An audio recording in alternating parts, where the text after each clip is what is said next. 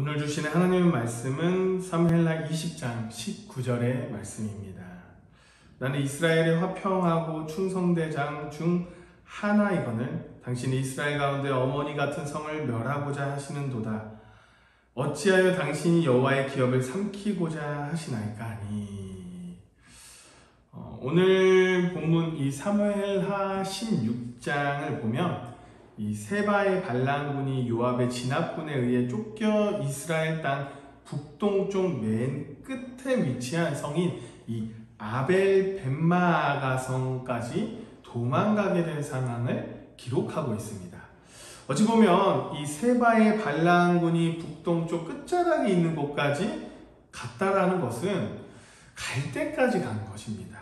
그리고 세바를 죽이기 위해서 요압이 이끄는 진압군이 아벨 벳마아가 성을 완전히 포위하고 있는 상황이 오늘 본문 사무엘하 20장에 기록되어 있는데요. 그런데 요압이 이 반란군 세바를 죽이기 위해 벌인 계획이 참으로 어처구니가 없습니다.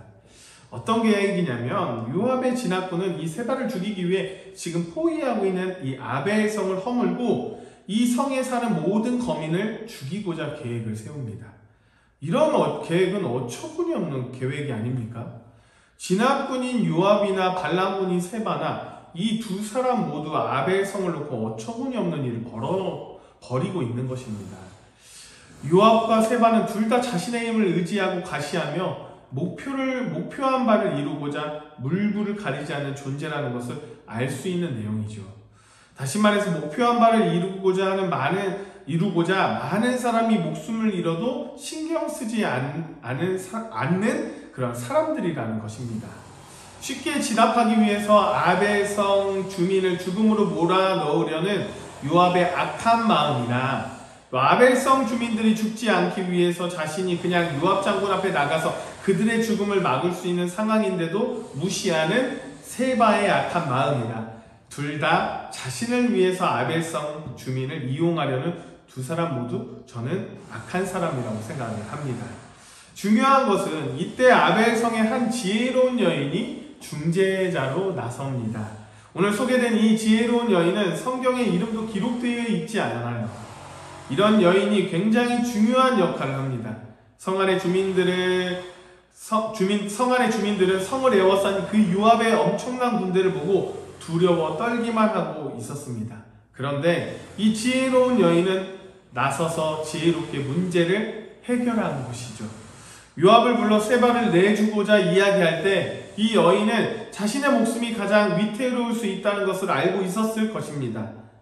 칼을 든 요압 앞에 서 있을 때도 성 안의 세바를 내어주고자 요압과 결탁을 했을 때도 성 안의 모든 사람을 대신해서 위협을 대신 졌던 것입니다. 이 여인은 요압에게 이렇게 말합니다. 오늘 보면 19절의 말씀에 다시 한번 봉독할게요. 나는 이스라엘의 화평하고 충성된 자 중 하나이거늘 당신이 이스라엘 가운데 어머니 같은 성을 멸하고자 하시는도다. 어찌하여 당신이 여호와의 기업을 삼키고자 하시나이까 하니. 19절을 보면 아벨성의 이 지혜로운 여인은요 요압에게 이렇게 말을 던집니다. 당신이 이스라엘 가운데 어머니 같은 성을 멸하고자 하는데 어찌 당신이 여호와의 기업을 삼키려 합니까? 여기서 어머니 같은 성이란 고대 히브리인들의 독특한 표현으로서 당시에는 한 주요 성읍을 가리킬 때 이런 말을 사용했어요. 바로 도청 소재지를 이야기하는 것입니다. 그리고 그 주요 성을 둘러싼 촌락들을 가리켜 딸들이라고 말했습니다. 또한 19절에 중요한 단어가 나오는데요. 바로 여호와의 기업이란 단어예요. 이스라엘 백성들이 가나안 땅을 정복한 후 하나님께서 친히 제비를 뽑아 땅을 분배해 주었습니다. 그래서 각각의 처소에서 이스라엘 사람들은 하나님이 주신 약속을 누리면서 살 수 있는 권리라고 생각했죠. 그러므로 이 여인은 아벨성이 주요한 성일 뿐만 아니라 하나님께서 정해주신 기업으로 이를 파괴하려는 요압의 행동이 잘못되었다는 것을 지적하는 내용입니다. 그렇다면 이 여인에게 이런 용기가 어떻게 생겼을까? 어디에서부터 근원일까? 목숨이 위태로운 상황임에도 불구하고 요압 장군에 가서 당당하게 말할 수 있었던 그 용기의 근원이 어디일까? 저는 이 용기의 근원을 신앙이라고 보았습니다. 왜냐하면 이 여인은 자신이 살고 있는 성을 단순히 인간들이 세운 성이라고 생각하지 않았기 때문이죠. 바로 앞서 말씀드린 여호와의 기업이라는 표현으로 그녀의 용기가 신앙에서 나왔다라고 생각한 것이죠. 이 여인은 요압의 행위를 단순히 성을 공격하는 행위가 아니라 여호와의 기업을 삼키는 행위로 보았다라는 것입니다. 만일 그녀가 눈앞에 닥친 절박한 상황을 단순히 인간들의 세력 다툼으로 보았다면 여호와의 기업이라는 말을 근거로 하여 유혹과 단판 지을 수 있는 지혜와 용기를 얻을 수 없었을 거라고 저는 생각이 듭니다. 아마도 두려움에 빠져서 당차게 앞에 있는 문제를 해결하지 못했다라는 것이죠. 이 부분이 정말 중요한 포인트인데요. 그러므로 여러분, 하나님은 당신을 의지하는 사람에게 용기와 지혜를 허락하십니다. 믿으십니까? 이 여인도 그런 사람이었기에 하나님이 용기와 지혜를 주셔서 두려운 존재였던 요압에게 나아가 협상을 할 수 있었던 것입니다. 그렇다면 이 여인은 아벨성에 갇혀온 이 시련을 어떻게 해결했을까? 그 내용이 21절과 22절인데요. 좀 길지만 제가 여러분과 함께 봉독하겠습니다. 그 일이 그러한 것이 아니니라. 에브라임 산지 사람 비그리의 아들 그의 이름을 세바라 하는 자가 손을 들어 왕 다윗을 대적하였나니 너희가 그만 내주면 내가 이 성벽에서 떠나가리라 하니라. 여인이 요압에게 이르되 그의 머리를 성벽에서 당신에게 내어 던지리이다 하고 이에 여인이 그의 지혜를 가지고 모든 백성에게 나아가매 그들이 비그리의 아들 세바의 머리를 베어 요압에게 던진지라. 이에 요압이 나팔을 불매 무리가 흩어져 성읍에서 물러나 각기 장막으로 돌아가고 요압은 예루살렘으로 돌아와 왕에게 나아가니라.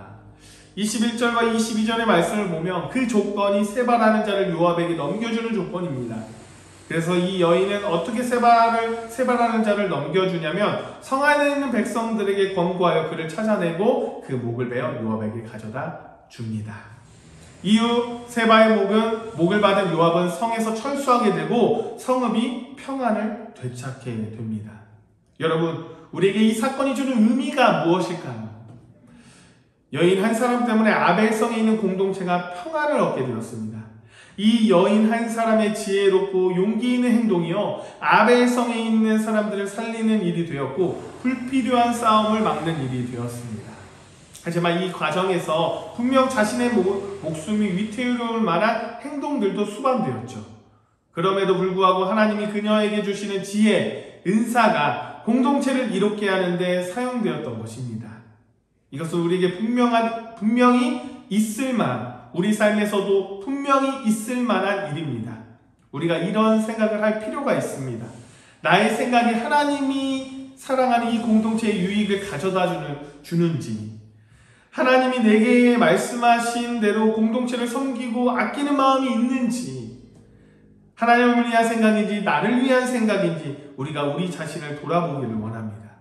또한 중요한 것은요, 하나님께 받은 사랑을 그대로 이 공동체를 향해 흘려보내고 있는지, 하나님이 말씀하신 것을 지켜내는 데 있어서 스스로 위험을 대신 졌고 지혜롭게 용기 있던 여인과 같은 삶을 내가 살아갈 수 있는지 우리 삶을 되돌아보기를 원합니다.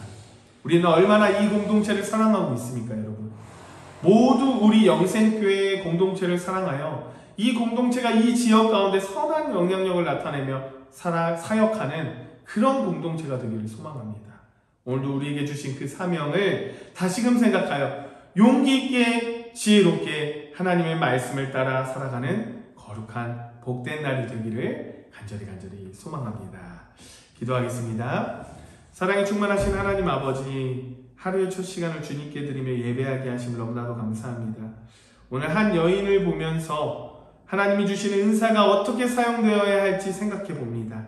하나님이 주신 은사, 지혜는 공동체에 이로운 것이어야 하는데 나는 어떠했는지 돌아보게 됩니다. 하나님이 말씀하신 것을 행하는 데 있어서 주저하거나 물러서는 모습이 아닌 이 당찬 여인의 행보처럼 말씀하신 것들을 담대하게 지켜나갈 수 있도록 이끌어 주시옵소서. 이 모든 말씀 예수 그리스도의 이름으로 기도드립니다. 아멘.